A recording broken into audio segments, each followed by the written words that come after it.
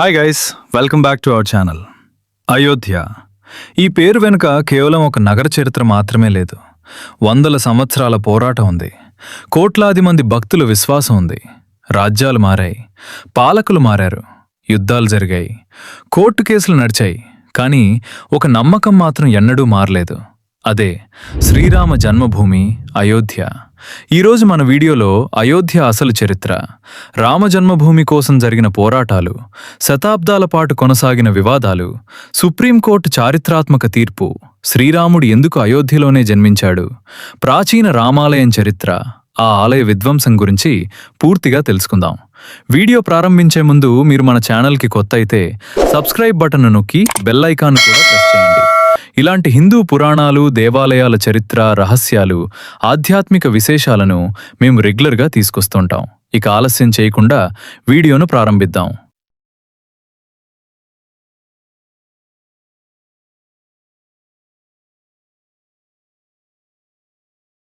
అయోధ్య ఉత్తరప్రదేశ్ రాష్ట్రంలోని సరయూ నది తీరంలో ఉన్న ఈ పవిత్ర నగరం ప్రపంచంలోని అత్యంత ప్రాచీన నగరాల్లో ఒకటిగా గుర్తించబడింది. అయోధ్య అనే పదం సంస్కృతం నుండి వచ్చింది. దీని అర్థం యుద్ధం ద్వారా జయించలేని నగరం. హిందూ ధర్మం ప్రకారం ఇది సప్తమోక్షపురులలో ఒకటి. వాల్మీకి రామాయణం ప్రకారం అయోధ్య కోసల రాజ్యానికి రాజధాని. ఇక్కడే సూర్యవంశ రాజులు పాలించారు. మహారాజు దశరథుడు కూడా ఈ వంశానికే చెందిన గొప్ప చక్రవర్తి. ఇప్పుడు చాలామందికి ఒక సందేహం వస్తుంది. శ్రీ మహావిష్ణువు రామావతారం కోసం ఎందుకు అయోధ్యనే ఎంచుకున్నాడు? పురాణాల ప్రకారం త్రేతాయుగంలో రావణాసురుడు తన వరాల శక్తితో దేవతలను, ఋషులను, ప్రజలను తీవ్రంగా ఇబ్బంది పెట్టడం ప్రారంభించాడు. అప్పుడు దేవతలు శ్రీ మహావిష్ణువును ప్రార్థించగా ఆయన మానవ రూపంలో అవతరించి ధర్మాన్ని పునరుద్ధరించాలని నిర్ణయించాడు. అందుకే ధర్మపరుడైన మహారాజు దశరథుడి ఇంట చైత్రమాసం శుక్లపక్షం నవమి రోజున మధ్యాహ్న సమయంలో శ్రీరాముడు జన్మించినట్లు వాల్మీకి రామాయణం చెబుతుంది. ధర్మానికి, సత్యానికి, మర్యాదకు ప్రతీకగా నిలిచిన రాజ్యం అయోధ్య కావటం వల్లే రామావతారానికి ఈ పవిత్ర భూమిని ఎన్నుకున్నారని విశ్వసిస్తారు. శ్రీరామ పట్టాభిషేకం తరువాత అయోధ్య మరింత వైభవాన్ని సంతరించుకుంది. అనేక సంవత్సరాల పాటు ఈ నగరం భారతీయ సంస్కృతికి కేంద్రంగా నిలిచింది. స్థల పురాణాల ప్రకారం శ్రీరాముడు వైకుంఠానికి వెళ్లిన తరువాత కూడా ఆయన జన్మస్థలంలో పూజలు కొనసాగాయి. కాలక్రమేణా అనేక రాజులు అక్కడ రామాలయాలను నిర్మించినట్లు స్థానిక సంప్రదాయాలు మరియు కొన్ని చారిత్రక ఆధారాలు సూచిస్తున్నాయి. చరిత్రకారుల అభిప్రాయం ప్రకారం 11 నుండి 12వ శతాబ్దం మధ్యకాలంలో శ్రీరామ జన్మస్థలంలో ఒక భవ్యమైన దేవాలయం ఉండేది. ఈ ఆలయం నాగర శైలిలో నిర్మించబడినట్లు పురావస్తు పరిశోధనలు సూచిస్తున్నాయి. అయోధ్యను సందర్శించిన అనేక మంది యాత్రికులు కూడా ఈ ప్రాంతాన్ని శ్రీరామ జన్మస్థలంగా పేర్కొన్నారు. అయితే 1526 ఏప్రిల్ 21న జరిగిన మొదటి పానిపట్ యుద్ధంలో బాబర్ విజయం సాధించి భారతదేశంలో మొఘల్ సామ్రాజ్యాన్ని స్థాపించాడు. ఆ తర్వాత 1528 సంవత్సరంలో బాబర్ సేనాధిపతి మీర్ బాకి అయోధ్యకు వచ్చినట్లు చారిత్రక గ్రంథాలు చెబుతున్నాయి. హిందూ సంప్రదాయాల ప్రకారం అప్పటికే అక్కడున్న ప్రాచీన రామాలయం కూల్చివేయబడి అదే ప్రదేశంలో ఒక మసీదు నిర్మించబడింది. ఆ నిర్మాణమే తర్వాత బాబ్రీ మసీదుగా ప్రసిద్ధి చెందింది. ఈ అంశంపై చరిత్రకారుల మధ్య భిన్నాభిప్రాయాలు ఉన్నప్పటికీ ఆ స్థలమే శ్రీరామ జన్మభూమి అనే భక్తుల విశ్వాసం మాత్రం ఎప్పటికీ మారలేదు. ఆలయం విధ్వంసమైన తర్వాత కూడా హిందూ భక్తులు ఆ ప్రదేశంలో పూజలు చేయాలనే ప్రయత్నాన్ని ఆపలేదు. తరతరాలుగా ఆ జన్మభూమి కోసం పోరాటం కొనసాగుతూనే వచ్చింది. 1853 సంవత్సరంలో అయోధ్యలో మొదటిసారిగా పెద్ద మతపరమైన ఘర్షణలు నమోదయ్యాయి. పరిస్థితి ఉద్రిక్తంగా మారడంతో 1859లో బ్రిటిష్ ప్రభుత్వం అక్కడ ఒక గోడ నిర్మించి బయట ప్రాంగణంలో హిందువులు పూజలు చేసుకునేలా, లోపల భాగంలో ముస్లింలు ప్రార్థనలు చేసుకునేలా విభజించింది. ఆ తరువాత 1885 జనవరిలో మహంత్ రఘుబర్ దాస్ ఫైజాబాద్ జిల్లా కోర్టులో ఒక సివిల్ కేసు దాఖలు చేశారు. రామ్ చబుత్రా వద్ద చిన్న ఆలయం నిర్మించడానికి అనుమతి ఇవ్వాలని కోరారు. కోర్టు ఆ విజ్ఞప్తిని తిరస్కరించినప్పటికీ రామజన్మభూమికి సంబంధించిన న్యాయ పోరాటం అక్కడి నుంచే అధికారికంగా ప్రారంభమైంది.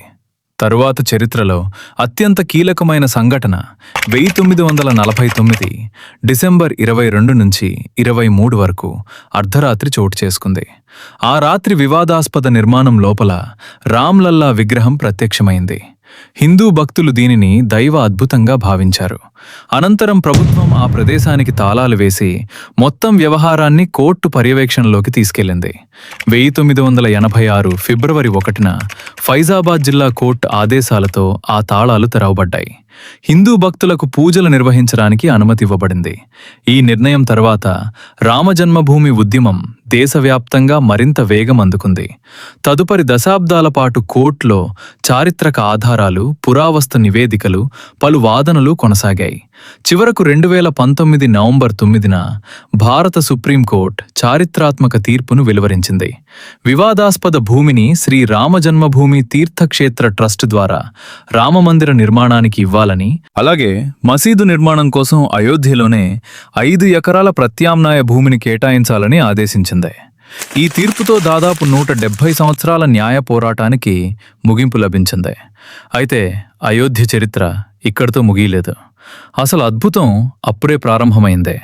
2020 ఫిబ్రవరి 5న భారత ప్రభుత్వం శ్రీ రామ జన్మభూమి తీర్థక్షేత్ర ట్రస్ట్ను ఏర్పాటు చేసింది. ఈ ట్రస్టుకు కొత్త రామమందిర నిర్మాణ బాధ్యతలను అప్పగించారు. ఆ తర్వాత దేశవ్యాప్తంగా విరాళాల సేకరణ కార్యక్రమం ప్రారంభమైంది. కోట్లాది మంది భక్తులు తమ శక్తికి తగ్గట్టుగా విరాళాలు అందించారు. చిన్న పిల్లల నుండి వృద్ధుల వరకు, గ్రామాల నుండి మహానగరాల వరకు ప్రతి ఒక్కరూ ఈ ఆలయ నిర్మాణంలో తమ వంతు భాగస్వామ్యం అయ్యారు. దీంతో ఇది కేవలం ఒక దేవాలయ నిర్మాణం మాత్రమే కాకుండా కోట్లాది మంది భక్తుల విశ్వాసానికి ప్రతీకగా మారింది. ఆ తర్వాత 2020 ఆగస్టు 5న అయోధ్యలో అత్యంత వైభవంగా భూమి పూజ నిర్వహించబడింది. వేద పండితుల మంత్రోచ్చారణల మధ్య శంకుస్థాపన జరిగింది. దేశవ్యాప్తంగా కోట్లాది మంది ప్రజలు టెలివిజన్ మరియు ఆన్లైన్ ద్వారా ఈ చారిత్రాత్మక ఘట్టాన్ని ప్రత్యక్షంగా వీక్షించారు. అదే రోజు నుండి కొత్త రామమందిర నిర్మాణం అధికారికంగా ప్రారంభమైంది. దేవాలయ నిర్మాణంలో ప్రతి అంశాన్ని ఎంతో జాగ్రత్తగా ప్రణాళిక చేశారు. సాధారణంగా భారీ భవనాల్లో స్టీల్, సిమెంట్ ఎక్కువగా ఉపయోగిస్తారు. కానీ ఈ ఆలయం వందల సంవత్సరాలు నిలిచేలా భారతీయ ప్రాచీన దేవాలయ నిర్మాణ సంప్రదాయాలను అనుసరించి రూపకల్పన చేసినట్లు ట్రస్ట్ వెల్లడించింది. కొత్త రామమందిరాన్ని ఎలా నిర్మించారు? దాని వెనుక ఉన్న అద్భుతమైన ఇంజనీరింగ్ ఏమిటి? ఎందుకు ఈ ఆలయంలో స్టీల్ను దాదాపుగా ఉపయోగించలేదు? పునాది నిర్మాణంలో ఎలాంటి ప్రత్యేక సాంకేతికతను ఉపయోగించారు? రామ్లల్లా విగ్రహం కోసం 3 శిల్పులను ఎందుకు ఎంపిక చేశారు? చివరకు ఎంపికైన విగ్రహాన్ని ఎవరు చెక్కారు? ఆ విగ్రహాన్ని చెక్కడంలో శిల్పులు ఎదుర్కొన్న అతిపెద్ద సవాళ్లేమిటి? ప్రాణప్రతిష్ఠ మహోత్సవం ఎలా జరిగింది? ప్రపంచవ్యాప్తంగా కోట్లాది మంది భక్తులు ఎందుకు భావోద్వేగానికి గురయ్యారు? ఈ ప్రశ్నలన్నింటికీ సమాధానాలను మన తదుపరి వీడియోలో పూర్తిగా తెలుసుకుందాం. ఈ వీడియో మీకు నచ్చితే ఒక లైక్ చేయండి. మీ అభిప్రాయాన్ని కమెంట్ రూపంలో తప్పకుండా తెలియజేయండి. మన ఛానల్ను సబ్స్క్రైబ్ చేసి పక్కనే ఉన్న బెల్ ఐకాన్ను ఆల్ మీద సెట్ చేయడం మర్చిపోవద్దు. జై శ్రీరామ్.